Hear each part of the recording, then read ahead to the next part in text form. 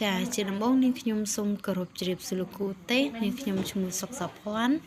ជាសិស្សថ្នាក់ D ដែលមានលេខរៀនទី26ចាអញ្ចឹងថ្ងៃនេះដែរនាងខ្ញុំនឹងធ្វើការសង្ខេបទៅលើមេរៀនការវាតម្លៃតាមដំណាក់ដែលផ្អែកទៅលើការវាតម្លៃបញ្ចប់ចាអញ្ចឹងនៅក្នុងការវាតម្លៃតាមដំណាក់ដែលផ្អែកទៅលើការវាតម្លៃបញ្ចប់នេះដែរគឺយើងមាន3ផ្នែកនៅក្នុងនោះដែលទី1ពាក់ព័ន្ធជាមួយនឹងប្រភេទនៃការវាតម្លៃនិងទី2ពាក់ព័ន្ធជាមួយនឹងព័ត៌មានត្រឡប់បន្ទាប់ពីយើងធ្វើការវាតម្លៃរួចយើងនឹងប្រើព័ត៌មានត្រឡប់ជូនទៅដល់សិស្សនិងទី3ពាក់ព័ន្ធជាមួយនឹងការកែលម្អការបង្រៀនអញ្ចឹងបន្ទាប់ពីយើងធ្វើការវាតម្លៃរួចយើងនឹងដឹងថាសិស្សយើងមានចំណុចខ្សោយចំណុចខ្លាំងឡើយណាយើងអាចរកកន្លឹះថ្មីនៅក្នុងការបង្រៀនទៅកាន់សិស្សរបស់យើងដូចគ្នាដែរ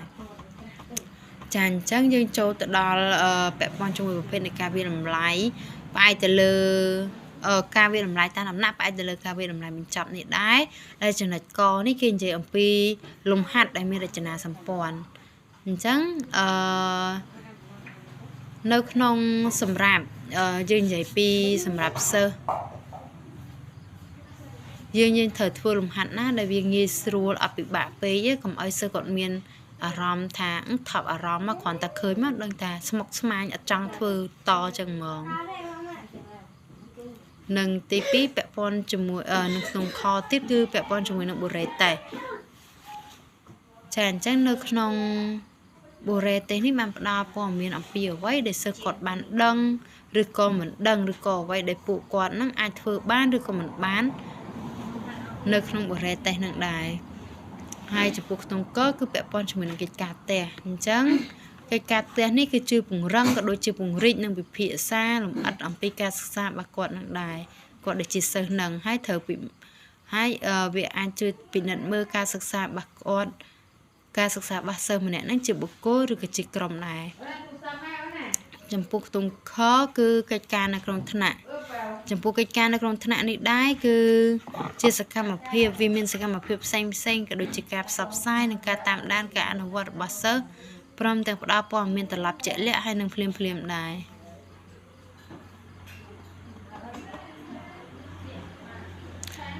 ខ្ទង់ងគឺជាសំណួរខ្លីនិងជាសំណួរតេស្តអញ្ចឹង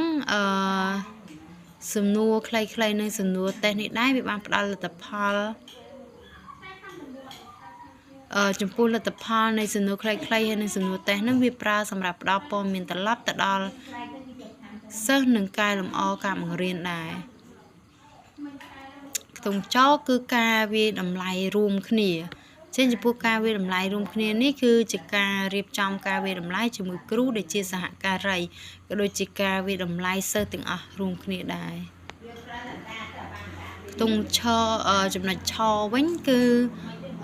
ការវាតម្លៃវឌ្ឍនភាពរបស់សិស្ស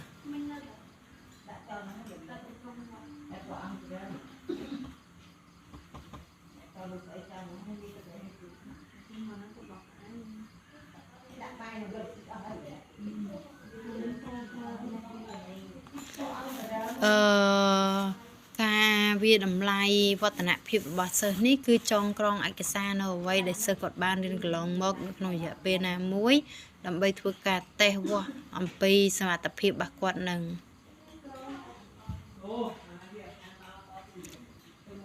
អញ្ចឹងបន្ទាប់ពីយើងធ្វើការសង្ខេបទៅលើប្រភេទនៃការវាតម្លៃតាមដំណាក់ដែលផ្អែកលើការវាតម្លៃបញ្ចប់រួចមកយើងនឹងចូលទៅដល់ចំណុចទី2ធំគឺពាក់ព័ន្ធជាមួយនឹងការផ្ដល់មតិត្រឡប់អញ្ចឹងនៅក្នុងការផ្ដល់មតិត្រឡប់នេះគឺយើងមាន3ជំហានសំខាន់ដែលទី1នេះគឺយល់ពីលទ្ធផលរំពឹងទុកនៃការសិក្សាទី2គឺដឹងពីកំហុសរបស់សិស្សដែលអាចនឹងកើតមានទី3បង្កើតគំនិតនៅក្នុងការផ្ដល់ព័ត៌មានត្រឡប់អញ្ចឹងទី1គឺ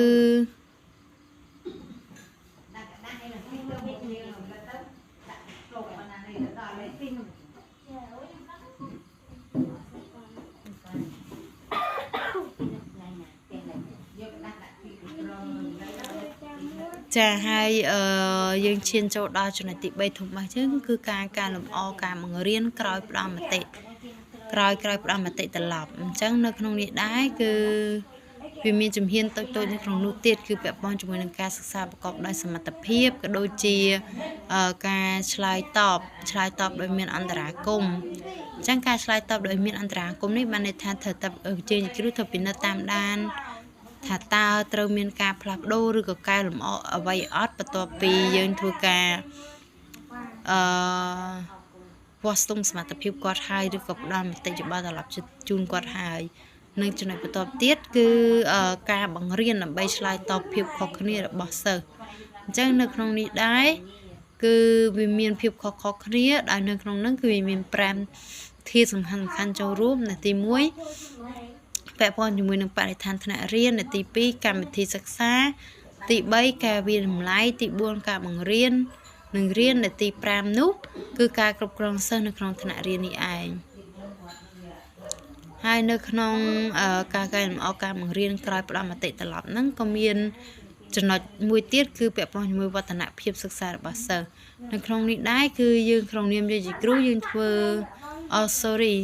នៅក្នុងចំណុចនេះដែរគឺវាធ្វើឲ្យគ្រូអាចបង្ស៊ីសកម្មភាពសិក្សាជាមួយ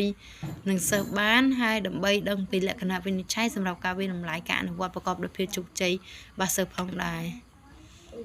អញ្ចឹងតាមរយៈការសង្ខេបខាងលើនេះគឺយើងមាន3ចំណុចសំខាន់ដែល